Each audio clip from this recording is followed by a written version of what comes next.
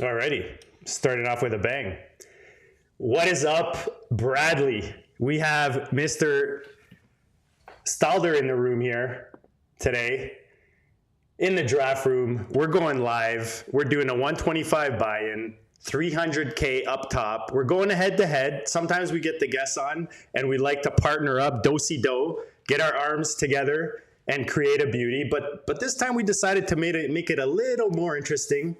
We're going head to head, and I'm pumped to have you on, Bradley. I know it's been, like we said, coming in. It's been a while. Today is my birthday eve, so I get even older tomorrow. And I thought, what better way for me to spend my Tuesday night than to draft with one of my favorite dudes, draft an FFPC, on our favorite site.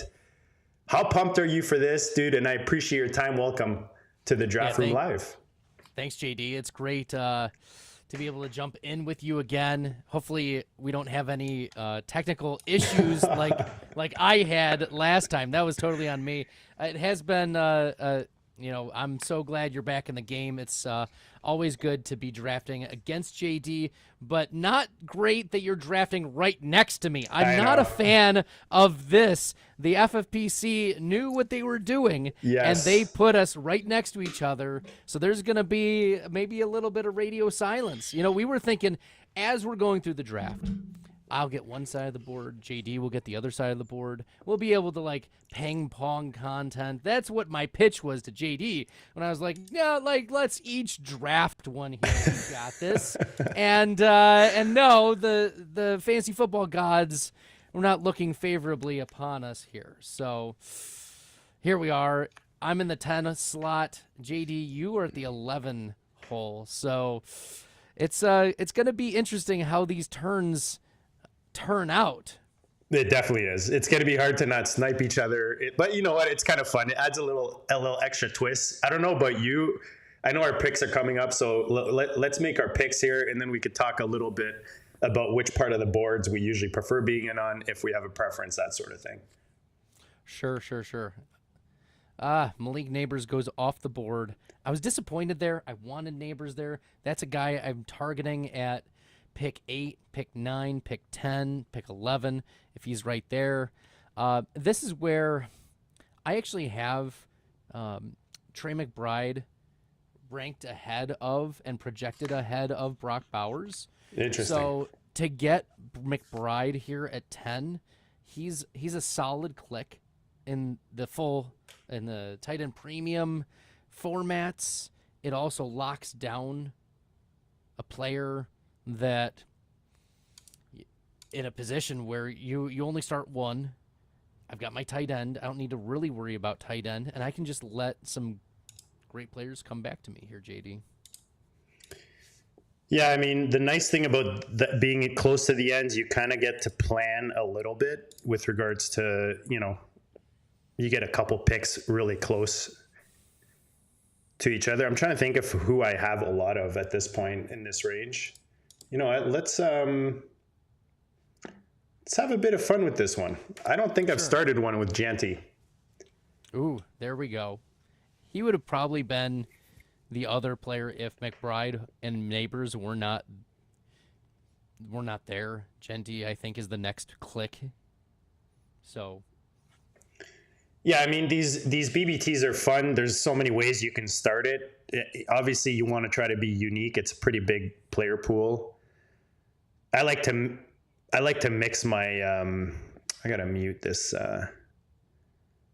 mute tab. There we go. Just so our lady's not yelling in our ear the whole time. I noticed Puka's been dropping a bit, obviously with the Stafford news, but I don't know. I feel like the Stafford news is the same news every year. He's got issues with his back. We know that. Let me just go with. Let's go a little BTJ action. Delicious. Listening to Liam Cohen the other day, was on, what's Buddy's name? NFL Network guy. Wow, I'm blanking. Anyways. Pelissero? No. The host guy. I think he owns the NFL Network, if I'm not mistaken. Rich Eisen. Rich Eisen? Is that it? Sounds right. And yeah, he had Liam on for actually quite a bit of time. And I'm excited to see what he does in Jacksonville. He's got some nice pieces there. Obviously, we've got the man, this thing's just trying to get your comments on there, people in the chat. Appreciate you guys. Keep dropping the comments. Not sure why it's showing up really tiny, so I'm trying to adjust this on the fly here. Yeah, that's a really weird one. All right, we'll take that out. We'll have to find that out. Figure that out after. St. Brown and AJ Brown still on the board is a crime. See, I would disagree, especially with the AJ Brown. The concerns that we have, certainly this is a best ball. We love the Philadelphia Eagles offense. We know what they are. We know the big playability. We love that Jalen Hurts can throw the ball down the field. We love that A.J. Brown is an alpha, that he out-targets everyone on the Eagles. We love all of it. They're a high-scoring offense. What we don't love is that they run more than they pass. The pass volume is so low that you are depending upon, yes, A.J. Brown to have 5 or 6 for 100. But how about 4 for 70? Are you happy with 4 for 70 from the 16th overall player? No, I'm not. And the touchdowns, when they get in close, A.J. Brown is not the goal line wide receiver like Mike Evans. You're going to run the ball with Saquon Barkley. You're going to run the ball with Jalen Hurts. There's so many pathways for A.J. Brown to not hit upside for touchdowns, and he's fine for big plays. Absolutely, he'll get target share, 26% target share, but with a small pie. So he's a player that I am low-key fading. I'll wait until the end of round 2. I'm not taking him early round 2. Yeah, no, I was going to say, I think it just depends on where he falls. I do like A.J. Brown. For me, he's the last guy in that tier. I think the Eagles throw the ball a bit more this year. I don't think they have a choice. Obviously, a harder schedule. I just think it's one of those things, like I don't expect Barkley to replicate what he did last year with those crazy numbers, historical season. So I kind of I'm a big A.J. Brown fan, just as a player. So maybe I'm a little biased there. A.J. Brown signed jersey off screen behind me here. There you go. But you mentioned it. He's there for those big plays and those big games, and this offense scores some big points. So in best ball especially, I don't mind getting Brown there, but I do think that where that comment came, he doesn't usually go there, right? Like if you go to Fantasy Mojo, A.J. Brown's usually going, like you said, closer to those last 4 or 5 picks of the second round as opposed to in the first half. Right. And the other, concern that I have is Amon-Ra St. Brown. You mentioned Amon-Ra St. Brown. Oof, man, oh man. I have concerns about Amon-Ra. The Lions discovered that Jahmyr Gibbs is the truth. like Amon-Ra is very good, but he is a PPR machine who gets low ADOT. Jameson Williams is taking the next step. Sam Laporta is still there. Like, are we expecting Jared Goff to throw for 40 touchdowns? No. So again, this is like Amon-Ra St. Brown. He is a great floor play. He's not a ceiling play. And you want to take shots in your first couple rounds of, yes, guys who have nice floors, but can they access regular top 5 weeks? And Amon-Ra is not a regular top 5 week contributor. I like it. I like that we're going to disagree tonight.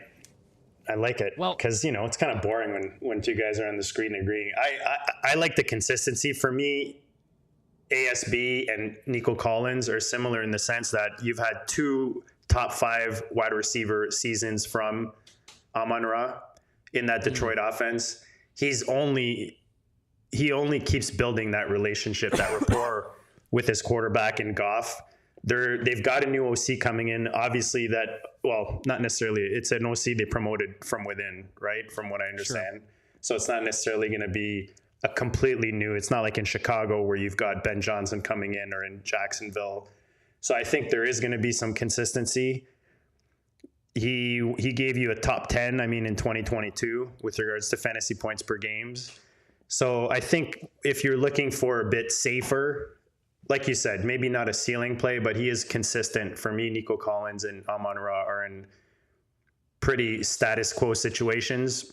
I get that I'm a big James Williams fan as well, but I think that there are other components in that offense that could maybe, targets can shift from, not necessarily Amon-Ra, because I think that he's a big part of that offense, man. We saw it all last season. We saw it the season before. I don't think that changes that much, but we'll see. We'll see.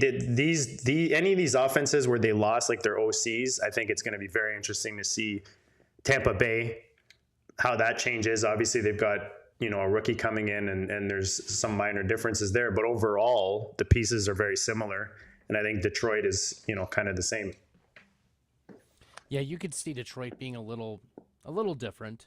There's been rumblings about Gibbs being the clear RB1, yes, and not as much of a timeshare. We'll see. It might be more just preserving a veteran like David Montgomery. Like that is a reality here. I'm gonna be a little spicy here. You ready, JD? Do it. I like spice. All right. I'm just glad you didn't take my Devontae Adams. That's all. Nice. Actually, you know what? I was going to ask you about Jaden today and another quarterback that's still on the board, but I feel like you kind of answered it with your AJ Brown comments, if you know what I mean. Sure. Because it's funny that JD goes first this draft. And maybe it's the McLaurin news, but I find like he does kind of end up in that Jalen Hurts, Joe Burrow range in some drafts that I'm in, some draft rooms. I don't know if you've seen that at all. Yeah, Jalen Hurts is one that I feel like has been falling almost in some of the draft rooms that I've been in. He's a player that I've been clicking a lot of, but we'll see whether we'll see whether things can work out with Jaden Daniels. Daniels is my quarterback 1 in projections this year. I'm very interested in clicking a lot of Jaden Daniels. I have him at between 7 and 8 rushing touchdowns this year, and that's going to be in 27 passing touchdowns. So all right, you know what? I'm going to join the club. I'm going to join you there with the elite. Yeah. If I can get Allen here as the third QB off the board, I don't hate it. Sorry, I cut you off there, buddy. No, you're good. This is the way. This is the way. Josh Allen is there. Dan Williamson and I are on the Stack Hunters podcast. I have to stay on brand here. We're gonna go with Terry McLaurin. No fear, they're gonna get an extension done. I have confidence. This is one of those situations where the leverage is totally in McLaurin's hands, and it's just a matter of days, a matter of when, not a matter of if Terry McLaurin gets his extension. So as my wide receiver 2 there, I'm very happy with it. I agree. I had this exact kind of dilemma in my head today. I started off with, you won't like it, but I started off with Jamar Chase, AJ Brown, and Jonathan Taylor. And then when it came back at the 4-5 turn, I had Hurts sitting there, but Jaden Daniels was still there. And I was like, do I lean into the Jaden Daniel McLaurin double tap here? I think what the situation does now, it allows you to get that Jaden Daniel McLaurin stack a little easier. But I think most people expect him to be in Washington this year. After the season they had, you see the people getting contracts in the rest of the league that are similar in ways to McLaurin, what he's given the city, where he is age-wise, and what he thinks he deserves. And, I feel like they're probably, from what I'm reading, just getting the nitty-gritty ironed out for him to be on the field soon. They don't want to wait too long either, is my opinion. So JD, I've got a trivia question for you. Um, there are there are two players last year who had a rate of flex weeks. That is in half PPR scoring. I know this is full PPR, but half PPR scoring, they were flex weeks at least 70% of the time. There were two players, at least 70% of the time, they were at least 12.5 fantasy points. One of them is Jamar Chase. The other is Terry McLaurin. There you go. Sorry, it wasn't much of a trivia. It was more so like his floor. Like I went ceiling with Ladd McConkey. McConkey was a top 4 rate of top 5 weeks receiver. And then you get a high floor wide receiver 2 with paired with Jaden Daniels. Like that's how I like to structure these. Kind of like a yin yang. Because you're not going to get, you'll get access to some ceilings later on in the drafts, but you don't want all like just nuts or zero plays. You can't have all Jamison Williams on your team. No, you got to balance. You got to balance Right. that roster. We talked about this, and I just recently put up a clip from it on the channel when we had Andrew Cooper talking tight ends, his yin and yang approach. Where, and I mean, it's he's got a name for it, but I think the majority of us that do volume when it comes to drafting, I think we do it even subconsciously. It's like I was always using, like with all the rookie tight ends this year, maybe you take like a Hunter Henry type, but then you pair him up with, a rookie tight end that's going to give you that ceiling. So you're not necessarily week 1 and 2, you're not getting those zeros, but you want to benefit from the upside of the Mason Taylor or the, whichever Colson Loveland, or whoever your favorite rookie tight end is. So it's the same thing with each position. You want to have a balance, like a harmony at that position when you're building these rosters. Especially in week, like you don't know when you're starting them.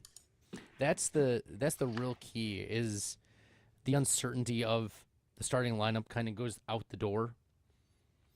So when you don't know when to start them, you do want to lean into that uncertainty of, well, I don't know exactly when they're going to start, but I do have a kind of a rough timeline. And as we all know, like rookies tend to peak in the second half of the season, or they earn more playing time. They gain trust from the pass catchers. And now I'm on the clock here, JD.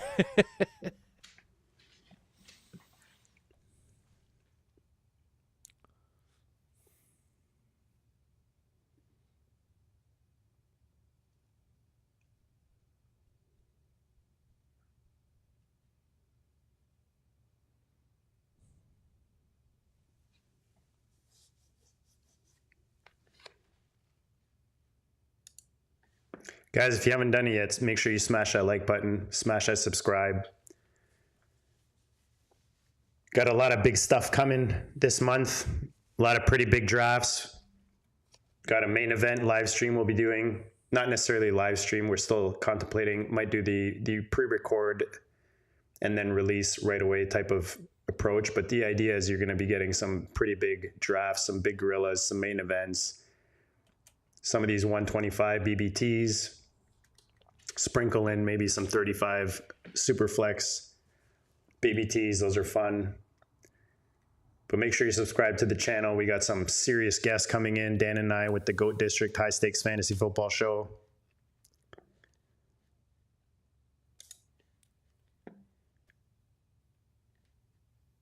Actually, we're going to be doing... Yeah.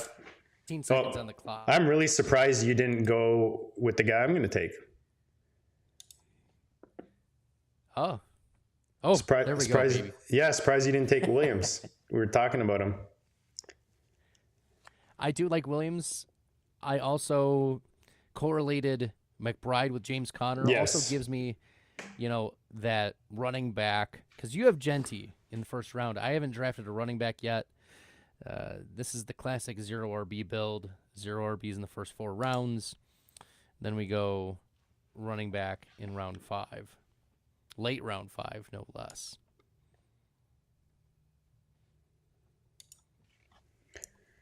going to go Ridley here. I'm going to anchor that Genty with 4 receivers and a bit of Josh Allen. RJ Harvey was initially where I was going here, but yeah, yin and yang. This is the old. That's James exactly Conner, it. Young RJ Harvey. That's exactly it. And then I realized I had Genty, and I'm like, I don't want to start this with 2 rookie running backs, so I'll get myself an elderly receiver in Ridley, who I think is going to get peppered with targets out there in Tennessee, and that gives me a really nice wide receiver 4. But I definitely like the JC RG Harvey, yin and yang. One of the players, and maybe we'll end up taking him later, but I think it's worth chatting about because I'm in slow draft purgatory right now, JD, amongst a lot of different sites, at least 4 different sites. Between 4 different sites, I have like 160 slow drafts going. Oh, damn. And look, it's slow draft purgatory right now.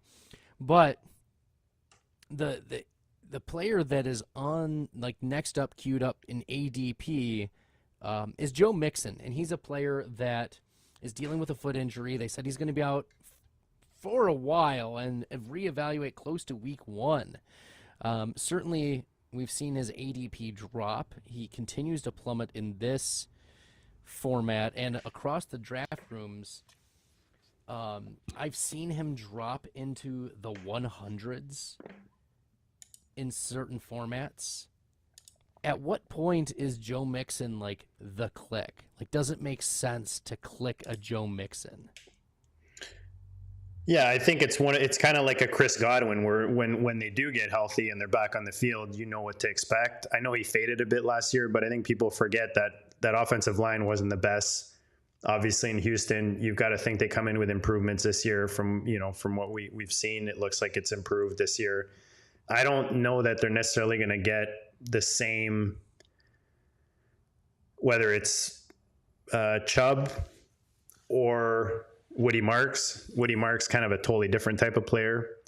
Right. But I think we see more of like a role situation. We saw Akers have a bit of success in Houston, right? As kind of like that rejuvenation type of feel good story. And if Chubb can get back even close to where he was at prior to dealing with injuries, and I think he gives them a really, I'm sure they're happy they have him now, especially, but I have a feeling they probably knew Mixon was dealing with issues because not that long ago he was in a boot, right? So I think they'll let him heal. This offense will be chucking the ball quite a bit. They obviously brought in the 2 rookies and Christian Kirk. But I do think that it's one of those where if you can manage your, whether it's a best ball and you're kind of that balance that we're talking about, you've got your maybe 3 or 4 guys that are going to help you out in the first half of the season, or your 2 main guys that are are there at the beginning of the season, and you're kind of looking for that boost in the second half based on your build. I think it's manageable. The thing with running backs is they're either starting or they're not. Or they're either, for a guy like Mixon, he's either going to be starting or he's not. Maybe the first game, or they kind of bring him in a little slower. But you got to think that he's going to come in, and I don't see much competition when it comes to being the guy, in that offense. So I think that it's, again, like I said, with a guy like Chris Godwin, a guy like Ayuk, it's easy to say, oh, they're injured. Let's, they're start naming everyone else behind them on the totem pole. But at the end of the day, they're valuable to those teams. And I think that if you can build around the value that you get, I was trying to see in a draft that I'm in, I picked him up. The news came out literally 2 days after I took him, but there was already news that there were, whispers that he's got issues with his foot. Where did I get him here? Mixon. So round 8. Yeah. See, he hadn't really fallen yet. But I feel like if you get him after these second tier starter type running backs, after the Pollards, the Robinson, Aaron Jones, I think he kind of fits in there, because when you're drafting, for me, I'm not a big on Aaron Jones this year, but if I am taking him, let's say I've got a JJ stack or a Minnesota stack that I'm building, and I don't want to totally avoid him. I might throw him into a build, or maybe a Robinson. like, you're not expecting those guys to give you 17 games anyways. Like that's one thing with building these best ball teams is you're trying to figure out where in the season these guys are going to help be in your starting lineup, right? So if you take a Mixon because you fell at value, you probably built around that. You don't necessarily have like three rookie running backs ahead of him, and now you're adding him as your fourth running back, right? Because that would not necessarily make sense. So it's just a matter of fitting the pieces in the puzzle, right? If you're going to take him. Yeah, he's definitely a player that I've seen him fall past the Jordan Masons. Once you start getting into I've seen him fall into the J.K. Dobbins area. Oh wow, Zach Charbonnet area. Like I've seen that in the draft rooms. Maybe not on the FFPC, but this is a player that, like, if he starts, he starts. If he's healthy, he's going to be the starter. There's not going to be a split workload between Mixon and some other guy. We know what Dameon Pierce is. Like we know what these other running backs are, and Nick Chubb is. We're worried based on some of the coach speak coming out of Houston that Nick Chubb, the Browns are right to let him go. So tough look. All right, coming up here, got a couple decisions to make, whether to lean one way or the other in terms of stacking or correlation, or there's some options. Dan Williamson in our Pros versus Joe's draft last week, he really wanted me to take Deebo Samuel, and I pushed against it. I pushed hard, and I ended up winning. We didn't have Deebo, and now I feel kind of bad, Dan. So this pick is for you, Dan. Deebo Samuel coming off the board, stacks with Jaden Daniels and correlates with McLaurin as the wide receiver 39 off the board. And, we're in best ball again. It's one of those picks where I don't like Deebo as a redraft selection, but I feel really great about him. A lot better, at least relatively speaking, in the best ball streets. So, yeah, there we go, Dan. This one's for you. There it is.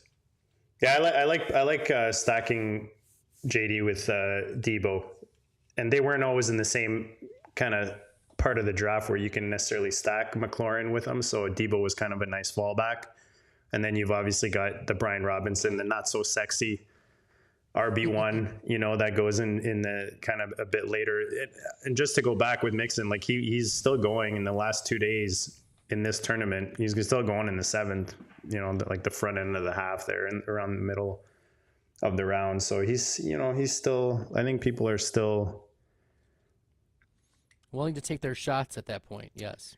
Yeah, and I mean, it's just a matter of looking at opportunity costs at the position. If you're looking for a running back in that range, it's, how do you feel about Travis Etienne? How do you feel about Jaylen Warren, right? Like those kind of guys. You mentioned Jordan Mason. I'm really high on Jordan Mason this year. Yeah, there he goes off the board right there. All right, I'm going to build my Buffalo stack here and take Shakir. I know he's got a bit of an injury situation, but this is best ball, and he's my wide receiver 5. So hoping the bounce back season with Kincaid happens, obviously, with this story. But yeah, we're going to go with a 0 hero RB build here. Well, there you go. Build your Buffalo. I'm going to select a player we got news about today. He's going to miss a couple games, but it's not injury related. It is Jordan Addison. He's going off the board at wide receiver 41. He is so I included the missed games in my projections. I only have him at 14 games. Do we know how many games now? Is that what you're telling me? Yeah, he's missing 3 games. Oh, okay. See, I was if I didn't see the Buffalo guys there, I would have. That's exactly who I was taking instead of Shakir. But I also have a lot of Addison. I've been trying to draft him quite a bit because, missed 2 games, but then come back and score 40 points for me, Right.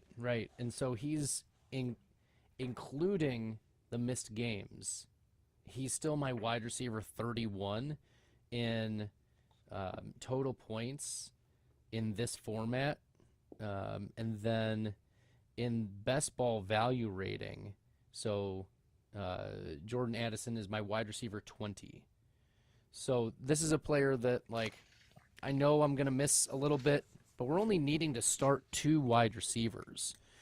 So when he hits, Jordan Addison hits pretty hard, and I'm happy with taking shots. He was the between he was what 37th overall in the best ball value rating last year, like 37th.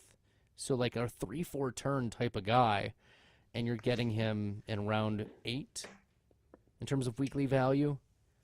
I'm happy with that, JD. So talk a bit about this best ball value that you're talking about. Sure. So not all spike weeks are equal. We all know this. Wide receiver top 5 week is more valuable than a top 10 week, which is more valuable than a flex week. And flex weeks are important, but they are more indicative of floor. And so what best ball value rating does is it accounts for positional value toward your starting lineup, and it also accounts for how often a player hits different tiers, so top 5 weeks, top 10 weeks, and flex weeks. But for like quarterbacks, it's only like, does your quarterback get a top 5 week or not, right? Because that's all we really care about. So the way I developed this rating system was I reverse engineered what it took to win the season-long tournaments in terms of points over the last 3 years. And so I reverse engineered it, and it was about 150 points in half-point scoring, or about 165 points in full PPR. And so, like, that's what a winning lineup has to score every week to get to have a chance to win the whole thing. So you want players to be hitting their ceilings, and it weighs their value for ceilings, because that's what we want. We want players who will hit and hit hard in the best ball streets. When you are setting a lineup, you want ceiling, but you're also wanting to know with certainty, yes, this player is going to get me 15 points. This player is going to get me, the quarterback's going to get me 22 points. Okay, great. I'm comfortable with that. But is 30 points in the range of outcomes for this quarterback? Like, 30 points is not in the range of outcomes for it's very rare to see like a Bo Nix get to 30. But Justin Fields, easy click. Jalen Hurts, easy click. Josh Allen, easy click. Lamar Jackson, easy click. Like, so when you're looking at how often these players hit their ceilings, that's what the best ball value rating takes into account, is how often they contribute to a winning lineup. And Addison over the last 2 years has been plus ROI significantly based on where he's been drafted. So that's a little bit about best ball value rating. Yeah, nice. No, that's it makes sense. It's so where would one find those? Are those on the PP, on the Player Profiler?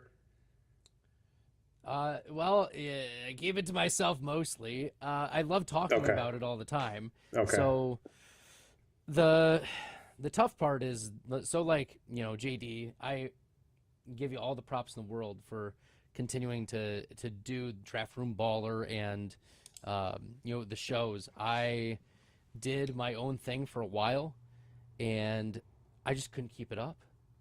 Best ball value rating was something I was still doing, but I couldn't do it. I needed some support. So it's great that I'm able to share a lot of what I've developed over the years. And I was even on a podcast a couple weeks ago with Johnny Tuma talking about the dynasty implications of the best ball value rating and how players are essentially the same player year to year with some variation. And that's why we're able to spot like outliers. or like mispriced players. It's really tempting to.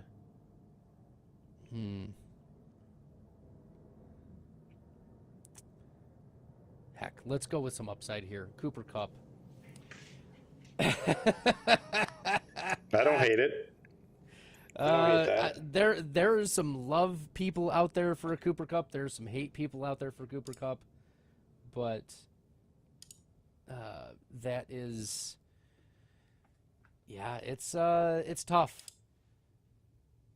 Doing the hard work, JD, and so props to you because it's not easy. So, yeah, we're looking at though Cooper Kupp's situation in Seattle is very interesting because he is a player that was the wide receiver 2 overall, like through almost like the first half of the season of 2024, and then he got hurt, and then he just didn't look the same, and then the Rams were like, we're gonna move on, and they did, and that's what put everyone into a frenzy. Doesn't get a great landing spot and overlaps kind of with Jackson Smith and Jigba's role, but I think, what is that, wide receiver 45 or so, the value proposition for Cooper Kupp, given what upside we've seen in the past from him. Like, this is the player who set the all-time record for wide receiver 47. He set the all-time record for fantasy points. Like, that's on his resume.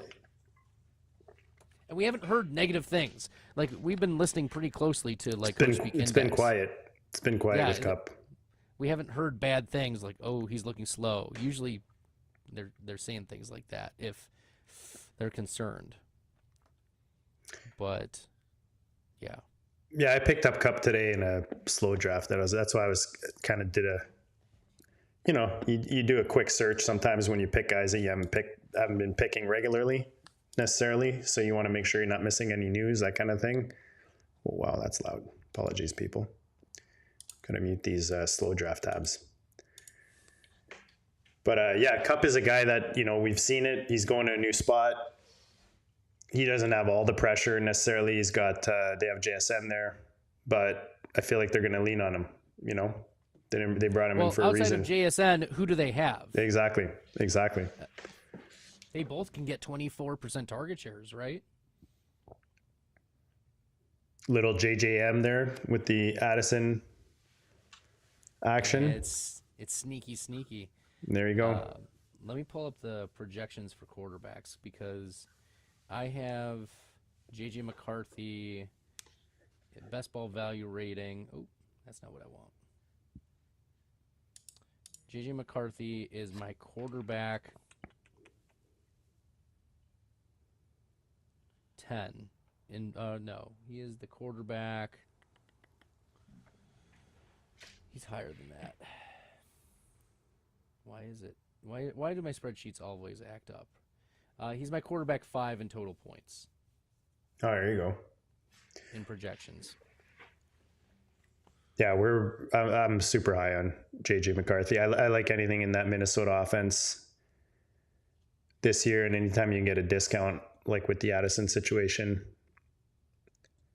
take advantage. JJM is just one of those guys. I just think that the position is so deep this year, and that's why, like, I don't necessarily have a lot of builds where I'm taking like the Josh Allen, or I like to mix it in every once in a while, but there's so many deep options at quarterback, and McCarthy's definitely one. He's, he comes in, it's kind of like his rookie season, right? And he's got some nice weapons around him. He's in a good situation. We saw what Darnold did in that offense.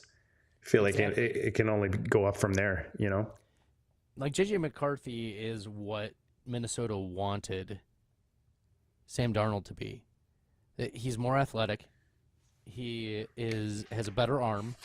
He can make all the throws. He's got a winning pedigree. He won the national championship with the University of Michigan. This is a player that is on the team that runs at least the top 3 most plays in the NFL. They pass at a very high rate. McCarthy's comfortable throwing over the middle. You mentioned the weapons are not just good, but great. Like, name me a better threesome of Jefferson, Addison, Hawkinson, and then you add in very good running backs. Aaron Jones, who's dynamic and a really good pass catcher, and Mason, who can move the ball between the tackles. Yeah, this is he's a volume play plus talent in an O'Connell offense that has never let us down. So I'm very bullish on JJ McCarthy. Yeah, that's kind of the key for me is O'Connell. I just kind of trust him, you know? Oh, yeah. Like I'm listening and watching O'Connell and I'm like, I'm not a Vikings fan. I am a Green Bay Packers fan. But if this guy was my coach, I'd run through the wall for him. Like this is he is a leader of men, and like McCarthy, he had no pressure on him the entire year. He's just recovering. He's focusing on his work. He's doing the mental things, and you have to wonder how obviously the quarterback position is such a mental position. It's mentally taxing. You have to be mentally strong to endure what you need to endure, both success and failure in the NFL, and then to not have to go through those types of reps with the feeling of loss or the pressure of needing to start right away. Like JJ, that's why you have like an Aaron Rodgers situation after Brett Favre. That's why you have a Patrick Mahomes situation after Alex Smith. That's why you have a Jordan Love situation after Rodgers. Like, there are blueprints for good offenses to make their first round quarterbacks sit. And then, well, technically Favre was, second round, but Rodgers was first round. But you see where I'm going with this is there's obviously talent, but not forcing these players into situations right away. Like, good teams can afford to do that, which is kind of why it's dangerous to give even a middle of the road team opportunity to draft a quarterback like that in the first round, because they can afford to wait. The bad teams have to they're forced right away to start the Caleb Williams of the world, the Sam Darnolds of the world right away, and then you see year one just underwhelm. It's hard. It's filtering out a lot of quarterbacks doing it the hard way, where they just get thrown in there and they take a beating. Like some just don't make it, or they need a lot more time. You think about a guy like Baker versus a guy like Mahomes who got to sit a bit, learn from the experience around him. That's what we saw, like you said, with Rodgers. So you think JJM, and the other thing I heard the other day is how O'Connell was taken every week. He would have a meeting with McCarthy an hour to kind of go over whatever it is, just one-on-one, where he wanted to make sure every week he was sitting down with them, that he was up to date on everything going on, that he was grasping the offense, whatever he was seeing out there on the field, they discussed it. So you see that he's been grooming him for this opportunity, even from the beginning of last season. So I just think that they did it right. And I think people maybe don't necessarily, because look at where he's going, right? Like his ceiling is pretty high right now.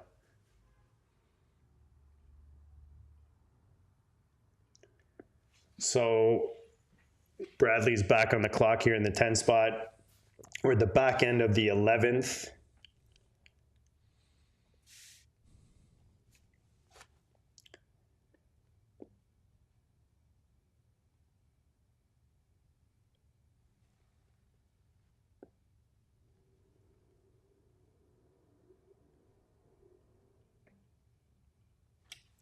Do.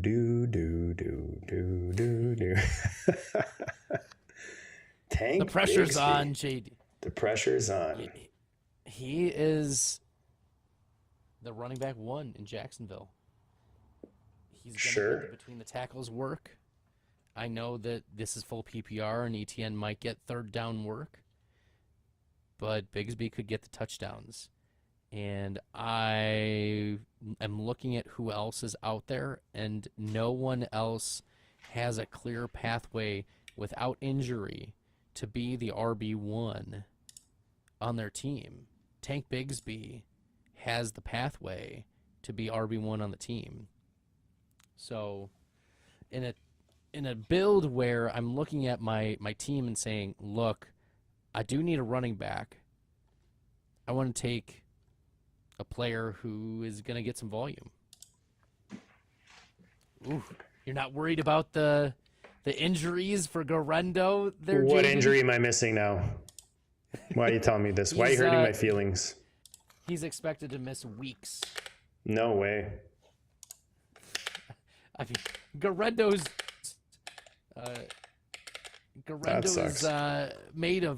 he's made of glass, JD. Come on now. All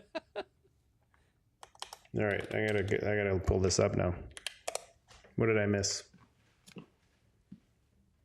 You're on the clock too, so yeah, I'll I'm look good. it up for you. I'm good. I got it right here. So what happened to him though? Let me see. Well, the good news is I took Jordan James today in a draft, so that's pretty good. He has a shoulder injury. All right, so we will have to work with that. I'm gonna have to go different than what I thought I was gonna do here. I'm gonna go with Ramondre. Sure up a bit of that RB2. Yeah, I hear you there. That's very interesting. Now I'm on the clock.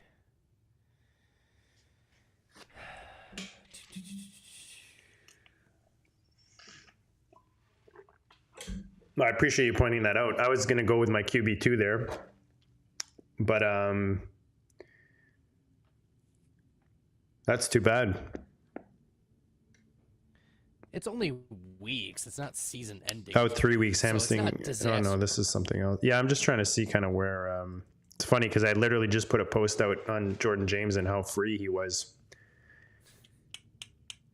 There we go. I went Tyler Algier. If Bijan goes down, we know who the RB1 is. It's clearly Tyler Algier. Like that's also what I was struggling with and looking at who else was out there. Like Bashal Tootin. If ETN goes down, it's still Tank Bigsby plus Tootin? Question mark. Maybe LaQuint Allen. Like Trey Benson. I already have James Conner, so I'm not gonna handcuff. Rashad White, maybe Rashad White was a better pick, but maybe not. Maybe it is. That's a question. Austin Eckler would have been an interesting like correlation stack play, but Bill, aka Corey Krosky Merritt, is doing things at camp, and are we confident that Eckler is going to be the RB2? Maybe, maybe not. There's not a lot of commitment. It feels like Dylan Sampson.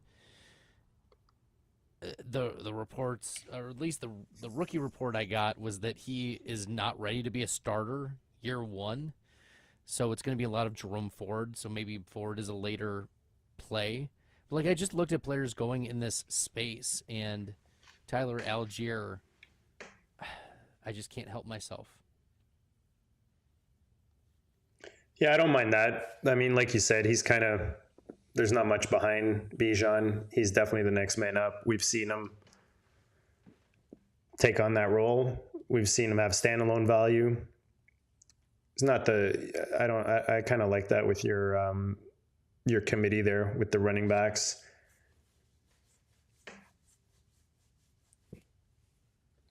For those just tuning in, JD started this draft with Ashton Genty, Brian Thomas, Devontae Adams, and then went quarterback Josh Allen.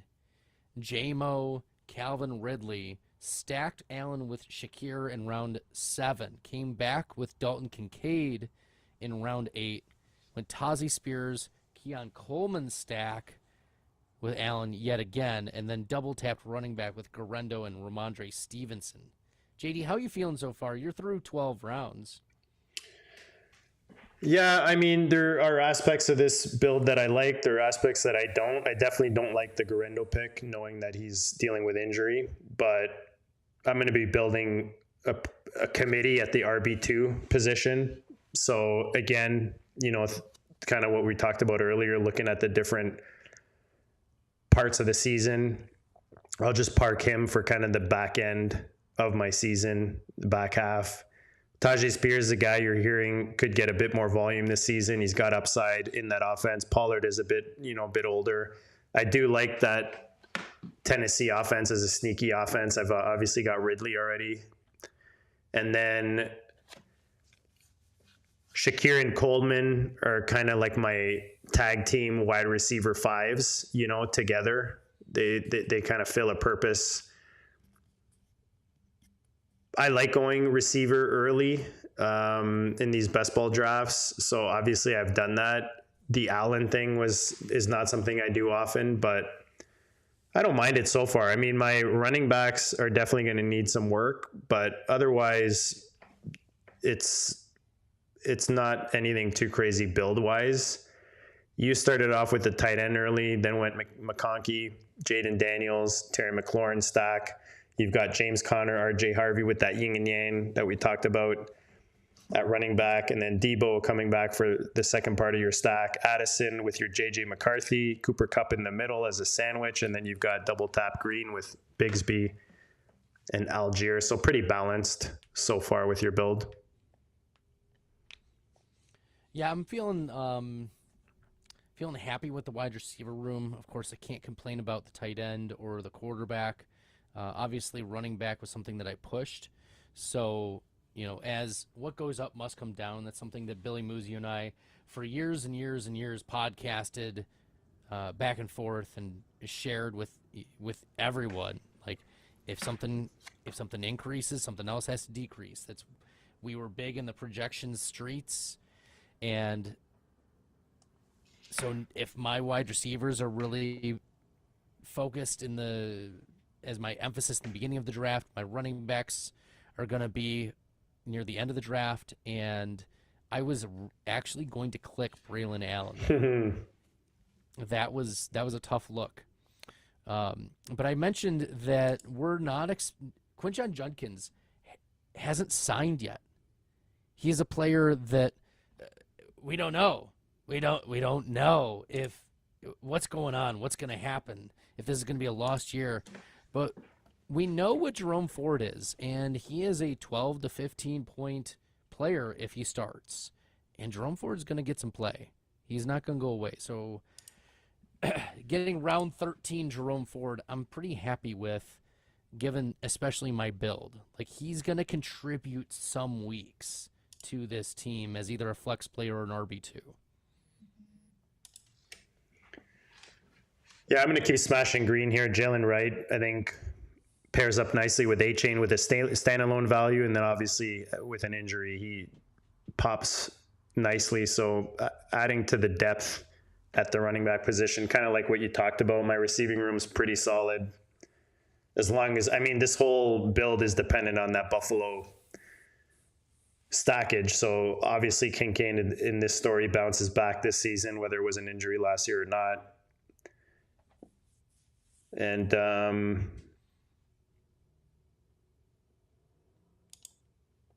wait for this 12 spot here I guess he's the 1 spot right now in this round. So after 13 rounds, he went pretty purple there for 4 out of 7 rounds.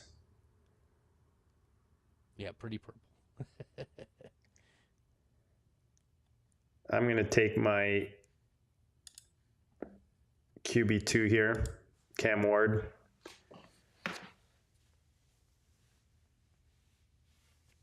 Cam Ward to stack with Calvin Ridley. And Spears. He's the type of guy I like adding if I go early at quarterback in a best ball. He's kind of a nice QB2 with upside.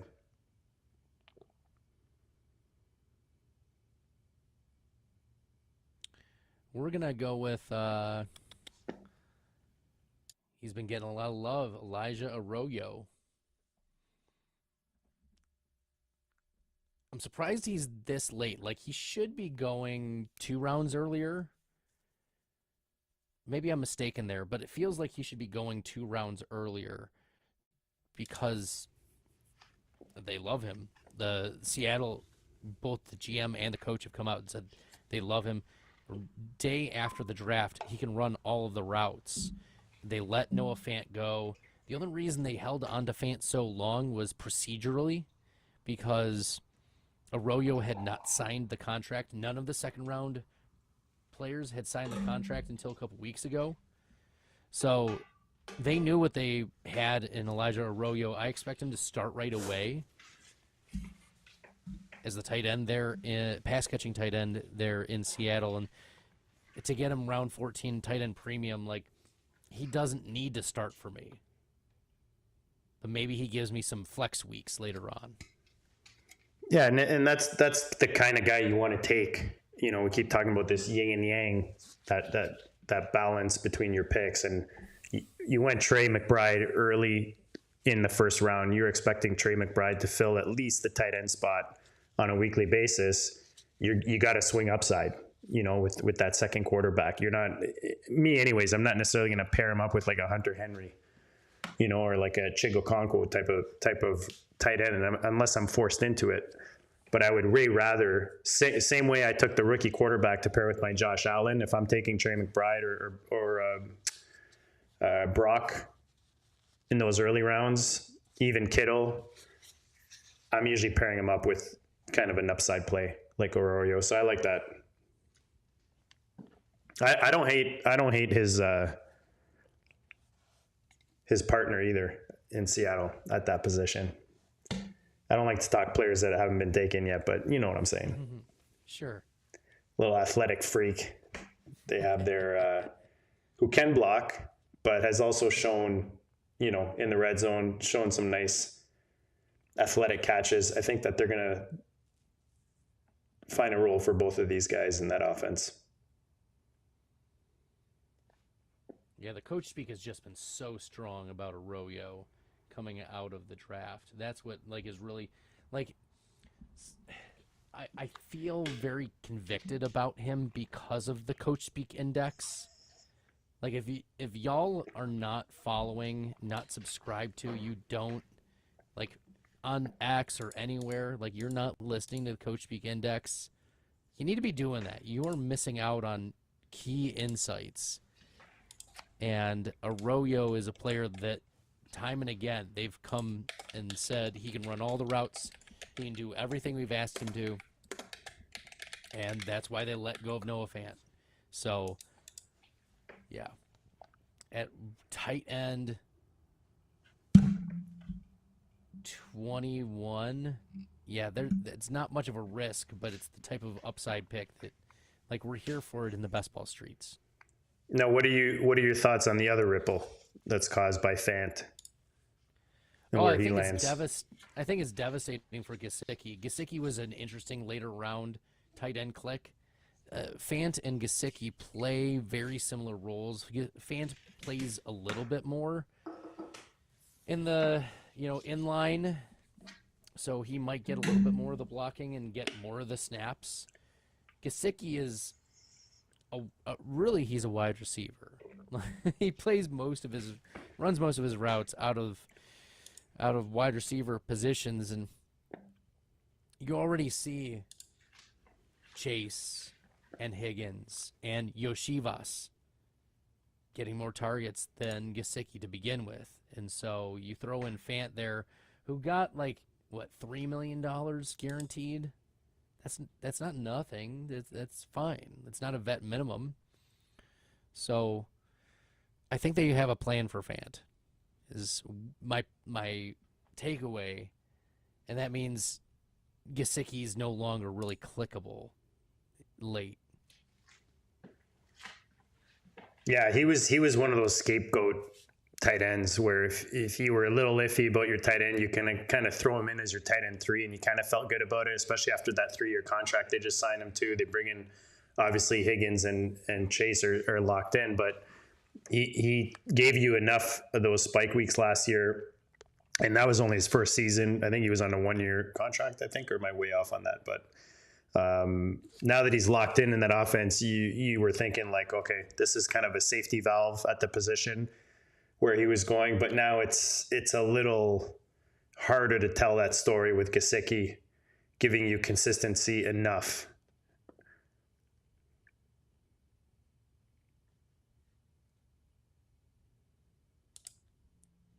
We've seen Gesicki go ahead of Isaiah Likely, which is very interesting. Yeah, I mean, I've heard people say they don't think it affects Gesicki at all with regard to Fant. Yeah, those people are wrong. No, I agree, and I mean, just the fact that Gesicki's not, and I even heard like he's, maybe he's coming in to be a blocker with regards to Fant, but that's just not his game, Yeah, no, exactly. There goes Keenan Allen. He gets, nice. A nice placement today back in Chargers. I think as someone who's been drafting him quite a bit, especially in best ball, I mean, you can't be happier. Him going to somewhere he's familiar geographically. Goes back to Herbert. Obviously, new coaching staff there, but he can come in and have a nice role. We saw him do pretty well in Chicago last year. He kind of, it's almost like he's the Cooper Kupp, of the Chargers, as Cooper Kupp is for Seattle now. Yeah, I like the landing spot. Keenan Allen probably going to be the wide receiver 2 on the team. You could see Trey Harris taking over second half of the season. The expectation is that Keenan Allen is going to play on the outside, is the reports that I'm reading. So, yeah, if he gets 100 targets, it stays healthy for 14, 15 games, we're looking at a nice value in round 15.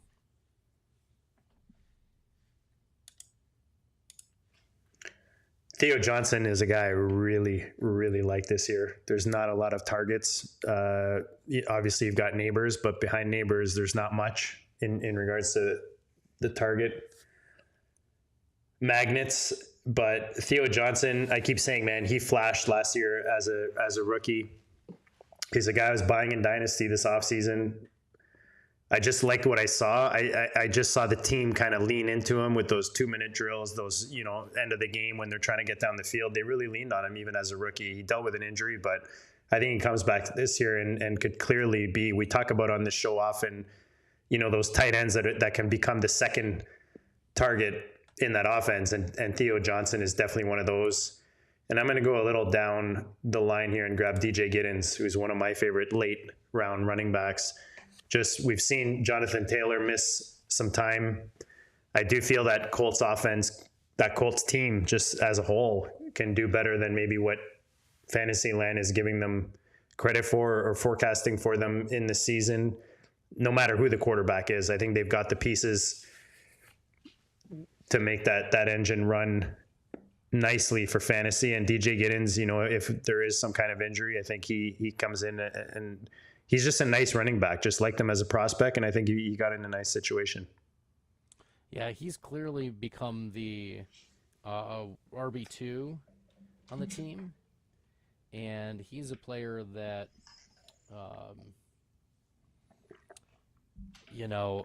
I think it's clear we want late. There we go. Oh, I got him in. How did you guys leave Alec Pierce this late for me? This is a player who was the wide receiver 33 in rate of flex weeks last year. Like, wide receiver 33 going in the wide receiver 60s. I just got him at pick. Where did I take him? In the 21st round of a redraft that we're doing just on Sleeper or whatever. And I couldn't believe it was there just because, like you said, and also if you do a quick Google, quick X machine search, talking about coach speak and all that stuff, he's been, quote unquote, looking like the best receiver in Indianapolis so far this offseason. And especially if AR is on the field and if he's healthy, I mean, as much as everybody's Daniel Jones, if AR is healthy and he's capable, he's going to be playing. At the end of the day, maybe he wasn't the best, most accurate throwing quarterback, but he won them some games. Yep. And at the end of the day, he's the one that they've invested their future in. And a guy like Alec Pierce only benefits from that arm. Daniel Jones, not necessarily a down the field type of guy. So I think that for Pierce, if anything, if AR is the quarterback, it only benefits him. Well, here are some players who had a lower rate of top 10 weeks than Alec Pierce last season. DK Metcalf, Chris Olave, Jerry Jeudy, who's, we love Jerry Jeudy here. Tyreek Hill, of course. Deebo Samuel, DJ Moore, Jaden Reed. Like, let me keep going. You want me to keep going? Alec Pierce had, we talk about, attacking players who have ceilings. Alec Pierce has a ceiling. He's built to run down the field. He is built to win on those 50-50 balls. He's an enormous guy. He has the second-round draft capital. Pittman's been dealing with injuries. He has a groin injury now that he's dealing with recently over the last week. So you look at a player like Alec Pierce, who else did they bring in the wide receiver room? They have some nice weapons in Indy, man, when you think about it. They brought in Tyler Warren. They've got Pierce, obviously. Pittman coming off his back injury. You've got, what's his name? Wow, the other receiver.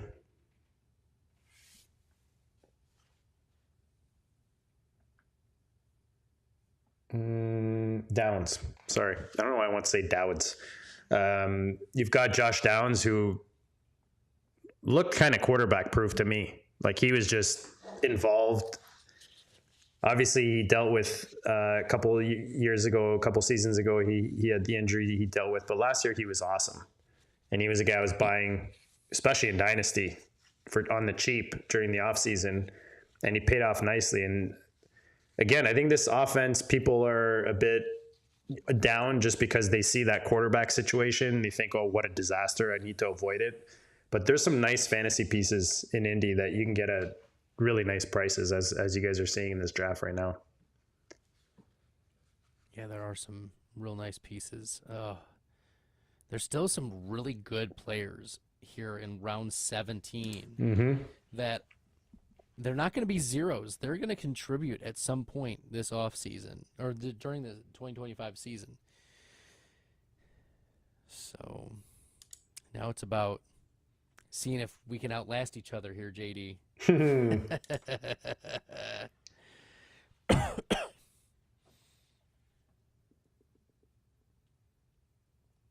Oh, there's one guy.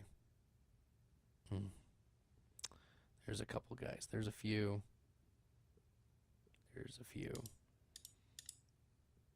I think there's been some people sleeping on.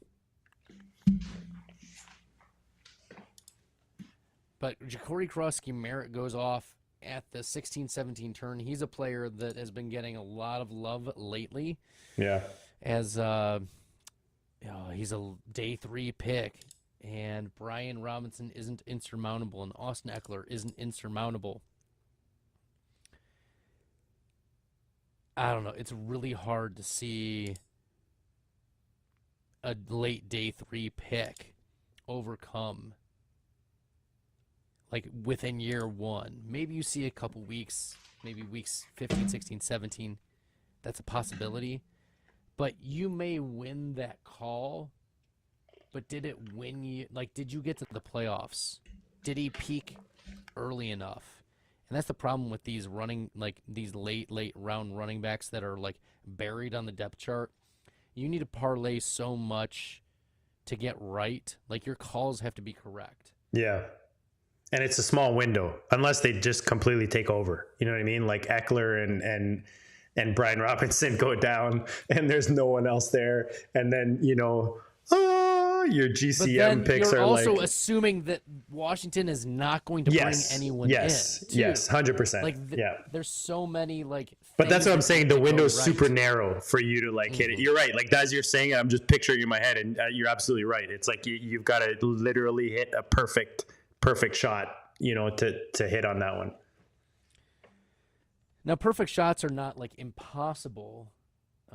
There was a tournament winner for one of the best ball contests a few years ago who took both Joe Burrow and Jalen Hurts. You know how like a couple years ago they were going back to back pretty much in ADP, and you were choosing one or the other, and this drafter clicked both of them to be a little contrarian. Well, it was during the Jalen Hurts bye week that Joe Burrow put up like 50 points, and that was the difference in the entire season. Yeah. For that particular team. So, like, threading the needle is a real thing.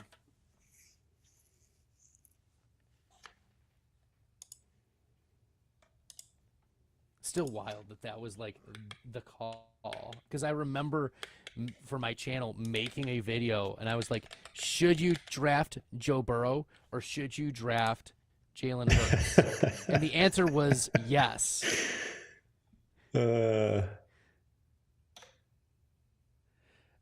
also going to go high upside wide receiver at this spot. Oh, you sniped me a bit on that one. I like it. Dante Thornton has been my guy. Since the combine.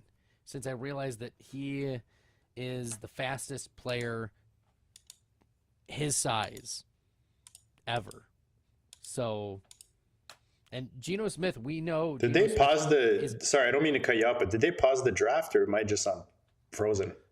It looks like it's paused. Okay, because I'm like trying to pick my player and it's not giving me that green button, you know. Someone is ticked that I took Thornton. I'm ticked. I've got a little Gianti Thornton action, little backdoor stackage. Vegas. There you go. What is going on? I never read the chat in these things. Am I missing something? Somebody make it. Maybe I should refresh my page before I get timed out or something. Oh, there we go. I see the clock moving here. There we go. There we go. We're back in action. All right. I am going to go. Man, there's actually a lot of really nice players left still.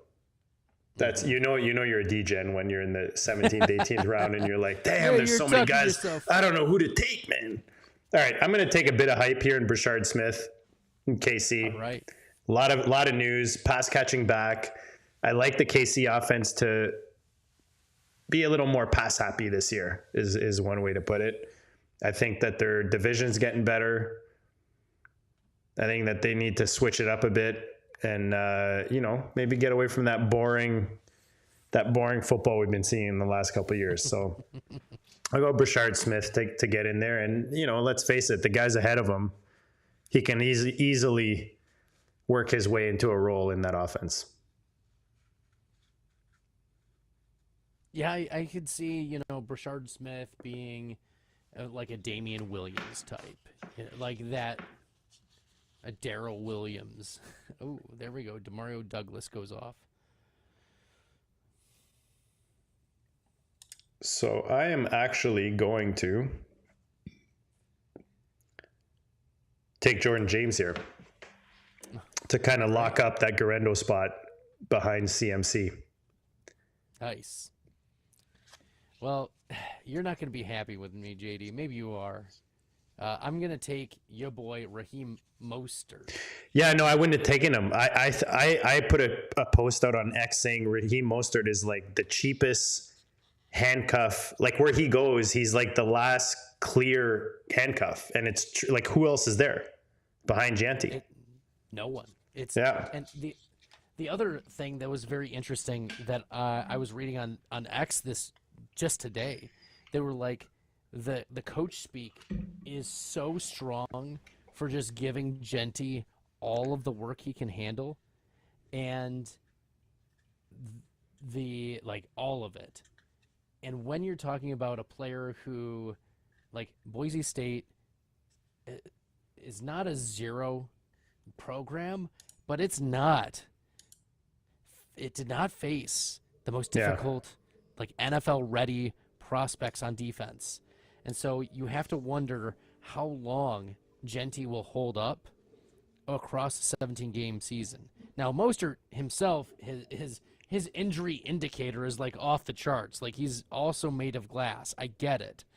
But as you mentioned, there's no one else in Vegas. And if you're expecting a large workload on what I think Vegas is an underrated offense. You have Geno Smith with Brock Bowers, Jacoby Myers, Jack Bash, and now you've got Dante Thornton who can win deep. You've add Ashton Genty, a decent offensive line. You've got a coach who knows how to win. Like, I think that's an underrated part of Pete Carroll is he just knows how to win in the NFL. So even if Genty goes out, like Mostert can hit, and he can hit really hard, and we've seen Mostert hit hard before. RB4 2 seasons ago.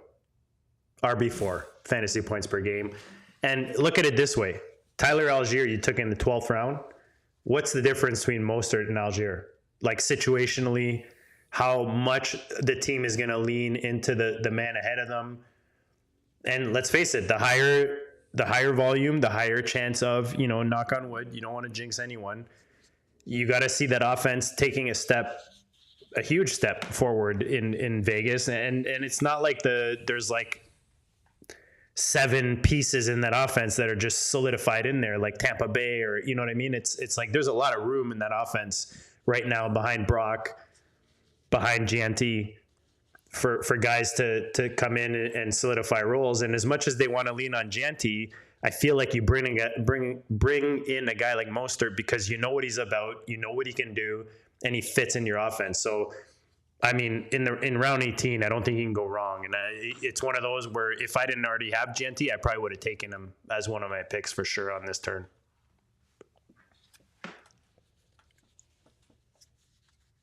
Now it's a question of, like, I'm looking at the end, and part of this, as we go through, we want to pick the players that we're high on. We want to, like, I don't do the type of volume on FFPC that I do on other sites because these are high stakes. So, like, these are the conviction picks. I'm not trying to get as much exposure, on the FFPC. I want to get my guys. I want to stake, like, if I'm right, it's because I drafted these players correctly. Yes. And but also structurally setting up teams so that it can withstand the season. And right now I'm looking, and like week 8 is going to be kind of weak for me. So are there players that look like they can contribute pretty significantly that are not week 8? Like, we do have to take into account bye weeks, or like for my wide receivers, that was part of looking at why I'm targeting Alec Pierce and Dante Thornton. McConkey, McLaurin, and Deebo Samuel all out week 12. Like, I'm losing my top 3 wide receivers that week. Mm-hmm. So I do think that I need like one more receiver, probably. And I'm happy with going with one quarterback during the buys, so I'm probably sticking with my 2 quarterbacks here. So I'm sticking with 2. I'm probably good with my 3 tight ends. And so it's probably a running back and a wide receiver rest of the way for me, is how I'm thinking about this from a structural perspective.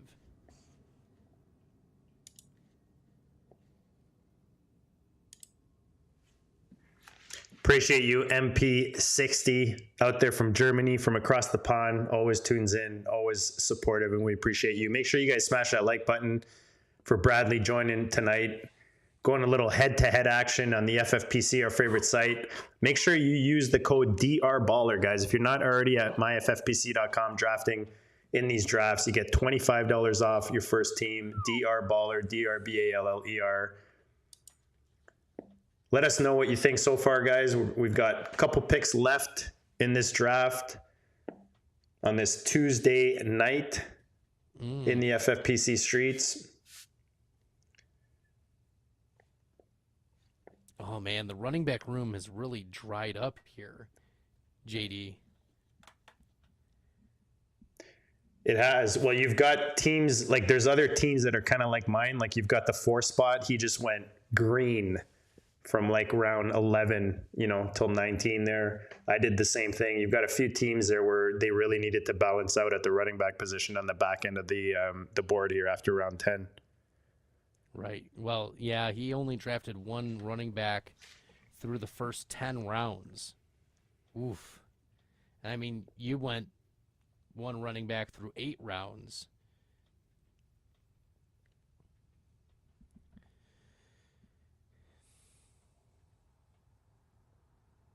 Yeah.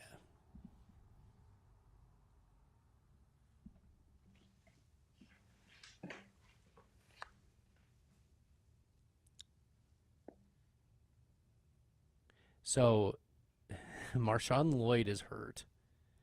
Josh Jacobs could go down because he had 350 total touches last year. You're going Emmanuel, aren't you? I'm going Emmanuel Wilson. Desperate times call for desperate measures. Manny Wilson. And he's been getting a lot of positive coach speak. So they said that he can do everything. And Green Bay, they ask their running back to do everything, but they don't ask them to be great. They don't expect Josh Jacobs to be explosive. They expect Josh Jacobs to wear other teams down. So if you have a running back like that's great for targeting later guys. Emmanuel Wilson. Let's go, baby. Kind of torn on my all right, I'm going to take this guy just because I feel like I need one more receiver. I've got my three of my top 4 receivers are all week 8 buys. So I'm going to go with the Canadian, Elick. Lean into that Tennessee stack. They play the Colts in week 8, which is when I'm going to need him. So hoping by then he's, catching a couple fly balls out there in Indy. And then Isaac Tesla went off. I'm ticked about that. I love Tesla. You like him for 2025? He's the real deal. Tesla's the real deal. He is not... Look, Puka Nacua is Puka Nacua. But Isaac Tesla is a player we shouldn't be ignoring. He's built. He's athletic. He's like 80 percentile plus in every athletic metric on Playerprofiler. He absolutely annihilated in Hillsdale. And then he went to Arkansas. He wasn't healthy. But the Lions spoke very loudly organizationally at the draft. Not only did they draft him 2 to 3 rounds ahead of where he was supposed to go, but they also traded another 3rd-round pick to go get him. So, say what you will about inefficiency, but the Lions don't miss. Like, name me a draft pick that has missed for Brad Holmes, not due to injury. Can't do it. Offense, defense, he's nailed everything. Yeah, not wrong. They definitely liked him. They definitely went after him, and they paid for him. So I don't hate it either. Definitely an option, especially I had Jameson. So he could have been a nice grab there. The other guy I considered here, other than Komet, I feel like Komet's the starter at tight end right now in Chicago, as much as people don't want to admit it. I love Loveland. He's my favorite tight end coming into from this class. But I don't know. I feel like we poo-poo on Komet a bit. So last pick of the draft in a tight end premium in that offense, I like grabbing a guy like Komet. Oronde Gadsden is the other guy. I know he's one of Dan's favorites. He was the other guy I considered just because I already had, obviously, Kincaid and Theo Johnson. But, yeah, I mean, I think Keenan Allen comes in there, and now it's even a bit cloudier because you've got Conklin. And I just thought, you know what, Komet is just a little cleaner right now. I mean, obviously the upside is there with Gadsden, but I don't necessarily need the upside. I'm hoping to get the upside from the first tight end I took in Kincaid, Right. So Yeah, that's a bit of my thought process. I like the Jalen Royals pick there. He's definitely. I have Royals, I think, in almost every rookie draft that I was in. I just love. I mean, look, we've seen Rice have issues off the field. People say he's kind of a clone of Rice, but the Chiefs are an offense you want a piece of, and it's the same reason I took Brashard Smith. If one of these guys hits, Royals, Smith, I mean, you could be, getting yourself some really nice value in these late double-digit rounds.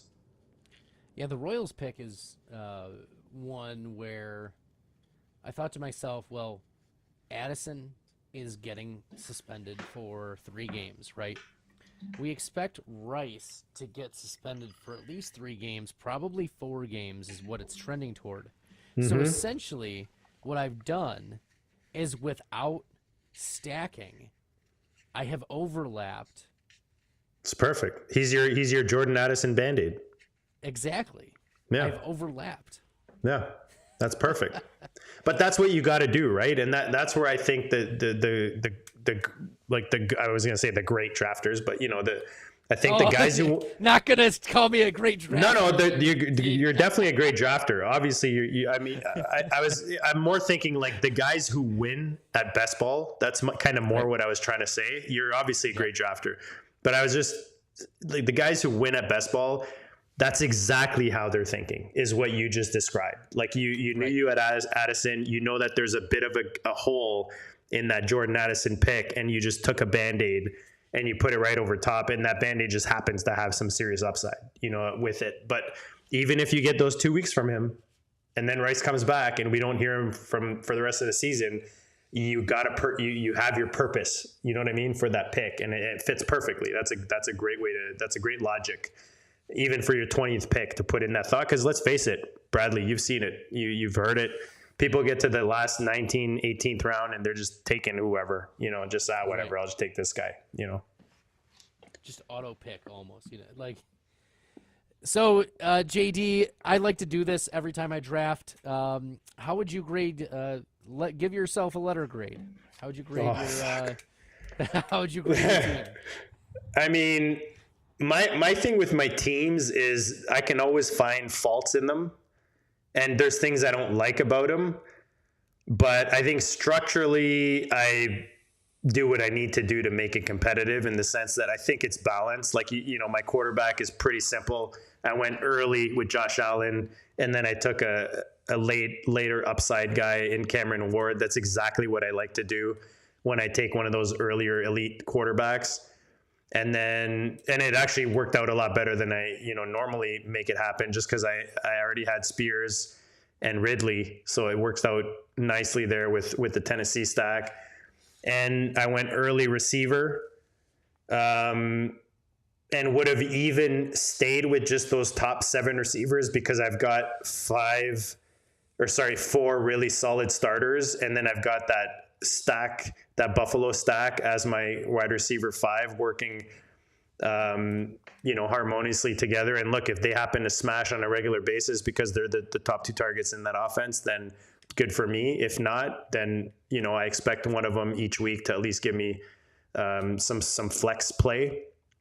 The tight end position, again, went Kincaid, leaned into that Buffalo stack, and then have 2 solid tight ends to pair with him. Theo Johnson, I expect a next step in his play in New York. And then Cole Kmet, I think, is just being undervalued right now overall, obviously with the hype behind Loveland. So I like grabbing him down here in the tight end premium ranges. And then my running back room, I mean, obviously I've got GNT is going to be solidified in that RB1 spot. And then I'm basically just filling in that RB2 in those flex spots. And then obviously the bye week. And if GNT misses a week or 2, then I think I've got enough depth there to hit. You're taking enough swings, hoping to hit, and to Band-Aid, like we talked about, in those holes at the position. So overall, I think my team is pretty well structured. are there guys that I would like the Garendo pick after you told me he was hurt, which I'm glad to know because I'll stop clicking on Garendo because I've got quite a bit of them.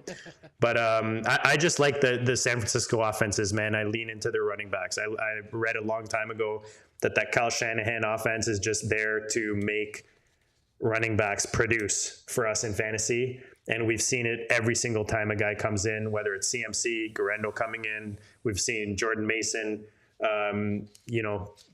flash in that offense. And now you've got Jordan James coming in, which, might not be the people's favorite running backs, but with running backs, for me, it's all about opportunity. And I think that's a backfield that I like to lean into. But again, knowing that, I came in and took Jordan James to kind of protect myself, and then it locks up that, the room behind CMC.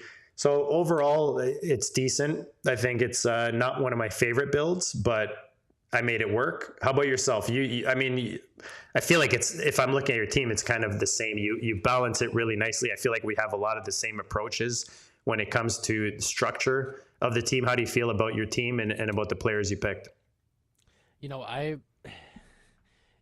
You hate to fall in love with teams, but I'm falling in love the more I stare at it. You're in the honeymoon phase, Bradley. You're in the honeymoon phase. 3 of my first 4 picks were Micks. Okay, you got McBride, Mick Conkey, McLaurin. There you go. And JJ McCarthy. This was, sometimes you find these players.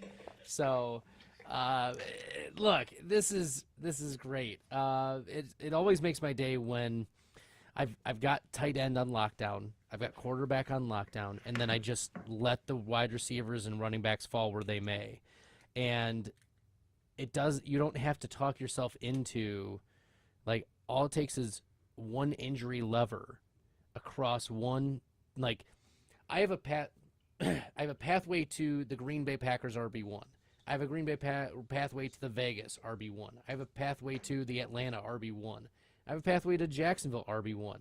Cleveland, maybe a little murkier, but right now, pathway to RB1. Yeah. Same thing with RJ Harvey. James Conner is the RB1. So there's like 4 or 5 levers that are pretty clear. All it takes is one little move, and not only are my flexes all set, but we can be talking about contingency, top running backs. Now, could it all fall apart? Sure. We're one James Conner twisted ankle away from, like, just not competing at all in the running back position. But that's like the downside of these types of things. But I feel like looking at what starters I need to fill in, yeah, I'm happy with just the balance of the stacks, how I went wide receiver heavy to start. I feel like I targeted the right running backs. Alec Pierce sticks out to me as just a massive, massive value that late in this format. Like, you're never starting Alec Pierce in a 10-team home league. But this is the click, the Alec Pierce click in round 16 that just gives edge. So, yeah, I think the more I stare at it, the more I love it. You need to shut me off here very soon. Here, JD. Maybe your roster will ask you to come up for tea. When you drop her off at the door. Oh gosh. It's all good. Look, man, that's why we do this, and it's the nice thing is, as long as you look at your roster and you can tell a story that makes sense. I mean, that's really what I want at the end of my draft is I look at this team. Does it make sense the way I drafted this? Do I have that story? You clearly have it. So I don't think you can go wrong when you're able to do that. So I think that, considering we're right beside each other at the back end of the draft, it's I think it's a job well done. I feel like we didn't snipe each other too badly either. No, we didn't, which is nice, right? Because if I do with Dan and I will often snipe maybe some of the same players, or there's guys that you draft with where you have like-minded kind of thoughts on players. I prefer when the player I'm drafting with on stream or the drafter is not always aligned with the same players, especially, I mean, if we were beside each other like this, it could have gotten ugly, so this was kind of good because I feel like we stayed each in our own lane. We had our own ideas on how we wanted to build it, and it kind of worked out. But we also built similarly. Like we built, totally did. Like we had similar structure, similar builds. Totally did. Well, I mean, I think part of that was the quarterback early. You went with the JD, and then after the two other elites went off the board, and Allen was sitting there. The thing that happens is for me with those elites, it's when I'm looking around in the queue, and there's not anything I'm really in love with. It makes it easier to fall in, to lean into like either the elite quarterback or the elite tight end, depending on where you are. That's usually when I lean into those positions early. But no, this was fun, man. This was a blast, and I always appreciate your time. I know you're a super busy guy over there at Playerprofiler, and your 5 minions at home, especially with the younger one, and you talk about the 100 and some slow drafts going on. So I appreciate. Definitely you spending the evening with me, and just remind the peeps where they can find you, all your goodness. I'm sure they already know, but you guys are crushing over there at Playerprofiler, so let them know what you're doing over there and anything else you want to promo before we walk out. Sure. You can follow me on X at FFStalder. My work is on Playerprofiler. I do a lot in the projection streets.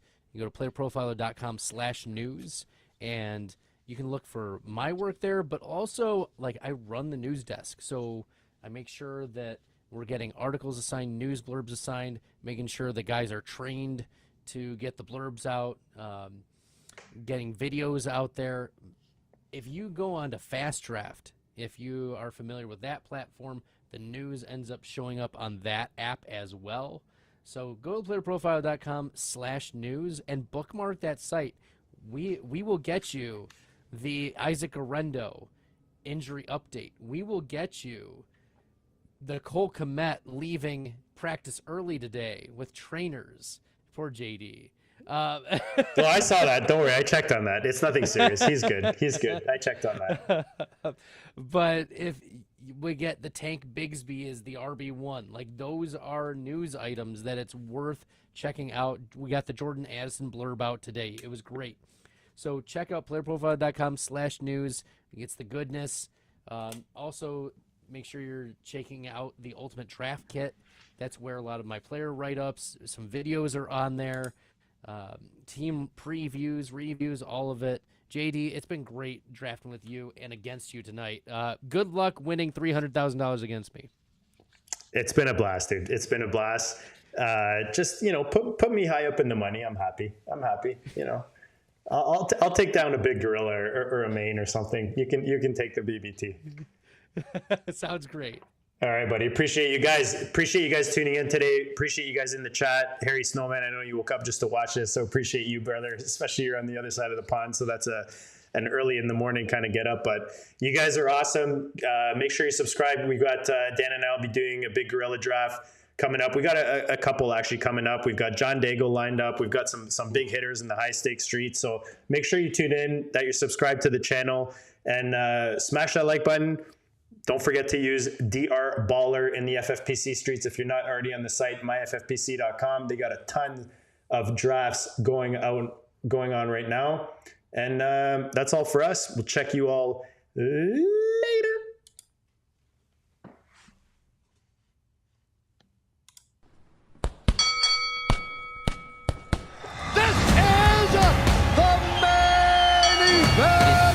Event draft we're drafting season. A main event team on FFPC, $2,000 entry team, grand prize of $1 million. I'm looking for that $1 million top prize. Main event season is in full swing.